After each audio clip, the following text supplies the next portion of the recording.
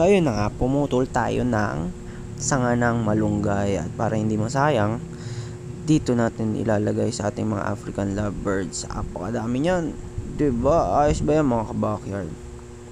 So ayan, inalis ko rin yung mga sanga na nauna. Sanga yan ng malunggay, tinapon natin, at ngayon naman ay lilinisin natin yung nasa sahig. So yan yung mga sanga ng malunggay na inat-ngat ng African lovebirds natin. Nispray na rin natin yung mga poops para mas malinis. Ayos ba? Diba? So nilinis ko na rin yung mga inuminan nila. At sasalinan natin yan dahil umaga yan. Lalagyan natin ng alkaline water at ang ating special ingredient. So yan, kinuha ko na yung kanilang lilinisin ko pa pala.